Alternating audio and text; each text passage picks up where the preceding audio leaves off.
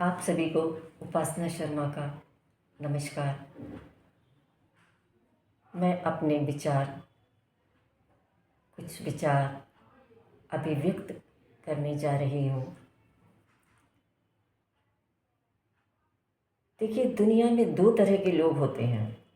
एक वे जो जानते हैं कि वे मरते नहीं हैं, एक वे हैं जो नहीं जानते हैं कि वे मरते नहीं हैं। इस संसार में दोनों तरह के लोग हैं। निद्रा में हम वहीं पहुंचते हैं जहां ध्यान में पहुंचते हैं, लेकिन फर्क इतना है कि निद्रा में हम बेहोश होते हैं और ध्यान में हम जागृत होते हैं। अगर हम निद्रा में ही जागृत होकर पहुंच जाएं, तो वही हो जाएगा ध्यान में होना। यानी निद्रा में ही अगर हम अपने को उस अवस्था तक ले जाएं कि जहाँ पर हम ध्यान की स्थिति में होते हैं, नींद में भी हम उसी बगीचे में प्रवेश कर जाते हैं, उसी जीवन रूपी बगीचे में प्रवेश करते हैं, उसी जहाँ कोई ध्यान में प्रवेश करता है। ये हमारा जीवन एक बगीचे के समान है और ध्यान की अवस्था बहुत गहराई के साथ जीवन से जुड़ी हुई है। लेकिन नींद में हम होते हैं बेहोश, रोज़ पहुंचते हैं और रोज़ वापस आते हैं। पश्चिम में जो बढ़ती हुई नास्तिकता है, उसके बुनियाद में विज्ञान नहीं, बल्कि उसके बुनियाद में नींद का अस्त व्यस्त होना है। ध्यान भी प्रकृति के निकट आदमी के लिए इतना ही सरल था जितनी नींद।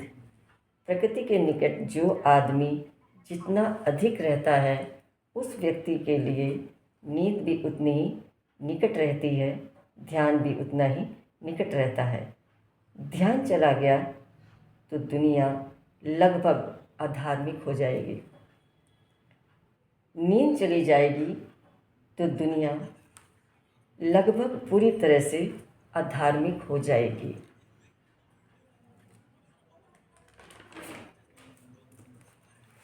नींद हमें अचेतन में वहाँ ले जाती है जहाँ हम परमात्मा के भीतर डूब जाते हैं। स्वस्थ से स्वस्थ आदमी भी सिर्फ गहरे में 10 मिनट के लिए पहुँचता है,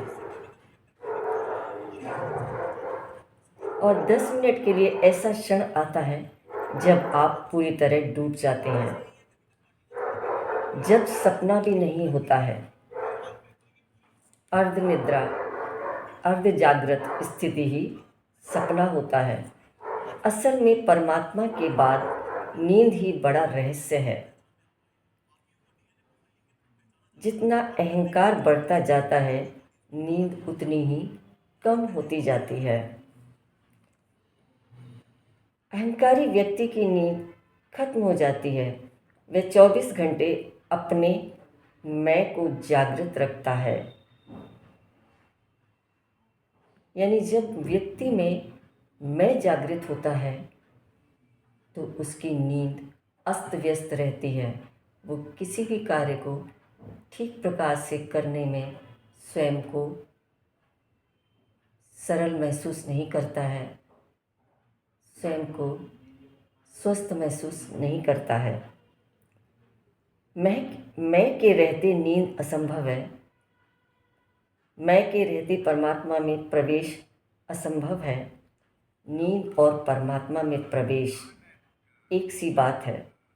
नींद बेहोशी में प्रवेश करते हैं, ध्यान होश में प्रवेश है।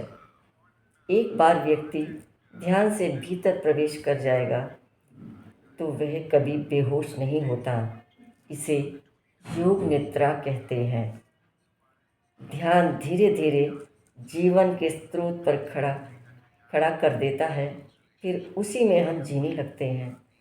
फिर व्यक्ति सोते हुए भी भीतर तक जागा रहता है। योगस्थ व्यक्ति जागृत है सोता है लेकिन सपने नहीं देखता। सपने बिल्कुल खो जाते हैं। जब सपने खो जाते हैं तो विचार भी खो जाते हैं। जागरण में जिसे हम विचार कहते हैं उसे ही निद्रा में स्वप्न कहते हैं। स्वप्न और विचार में थोड़ा सा फर्क है। विचार थोड़े सभ्य सपने कहे जाते हैं। सपने सोने नहीं देते, विचार जगने नहीं देते।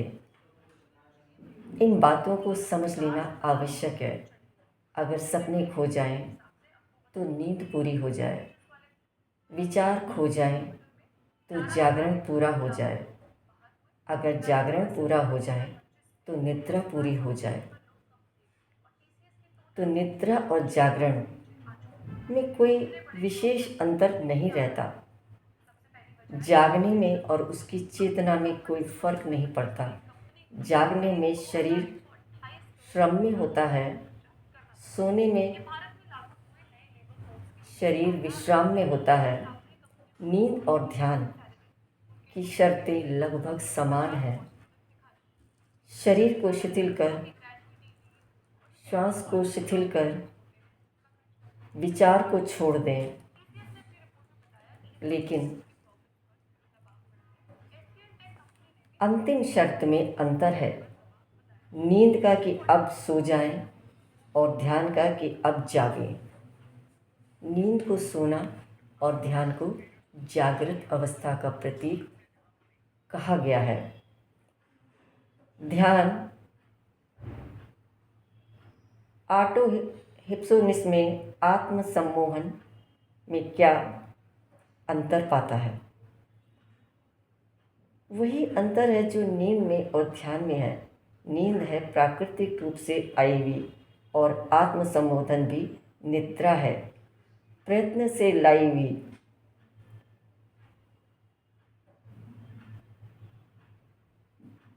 हिप्नोसिस का मतलब है तंद्रा, उसका मतलब होता है सम्मोहन।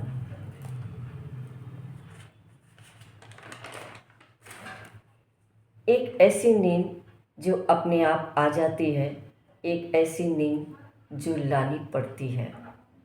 नींद आ रही है, अगर इसका वातावरण भीतर पैदा कर दिया जाए तो शरीर उसी तरह व्यवहार करने लगता है। उसी तरह व्यवहार करने का अर्थ है कि नींद आने लगती है। स्वस्थ शरीर का अर्थ होता है आज्ञाकारी शरीर। अस्वस्थ शरीर का अर्थ होता है जिससे आज्ञा मानना छोड़ दिया। जिस शरीर ने आज्ञा मानना छोड़ दिया वो शरीर अस्वस्थ होता है। यदि हम सोचें कि हमें नींद लानी है तो ये स्वस्थ प्रकार नहीं है, स्वस्थ ढंग नहीं है।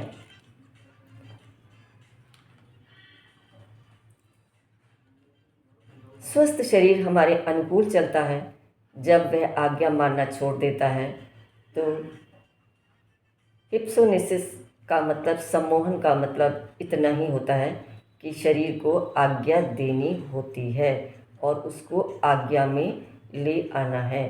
ध्यान और हिप्नोसिस में यह अंतर है। जहाँ से दृष्टा भाव, साक्षी भाव शुरू हुआ, वहाँ से ध्यान शुरू हुआ। सम्मोहन असत्य की दुनिया है।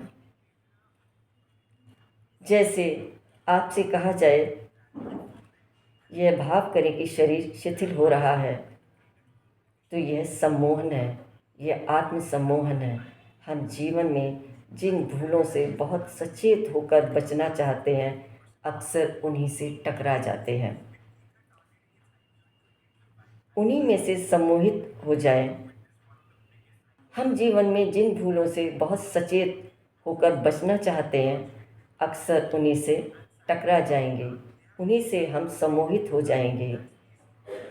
इस भाषा को कभी मत पूछे कि ईश्वर मिल गया कि नहीं।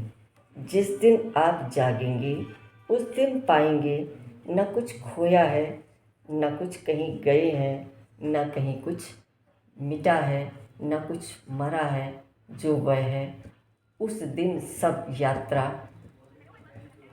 सब आवागमन बंद हो जाता है। आवागमन से मुक्ति का अर्थ है वहाँ जाना जहाँ हम हैं। परमात्मा में आने का मतलब वहीं हो जाना जो हम हैं।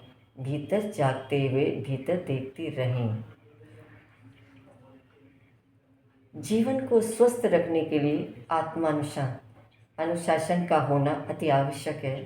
समय का सदुपयोग करना आवश्यक है। समर्पित भाव से राष्ट्रीय चरित्र जागृत करने का प्रयास करना चाहिए।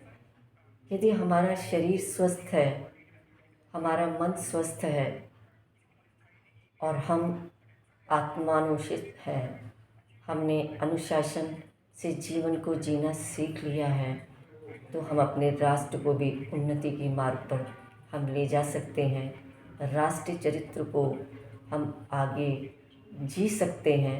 लोगों को राष्ट्रीय चरित्र जीने के लिए प्रेरित कर सकते हैं, जिससे हमारे देश का, हमारे समाज का हर दृष्टि से, राजनीतिक दृष्टि से, आर्थिक दृष्टि से, पारिवारिक दृष्टि से उत्थान होता है। तो इन्हीं शुभकामनाओं के साथ मैं अपने शब्दों को विराम देती हूँ। आपका बहुत बहुत धन्यवाद।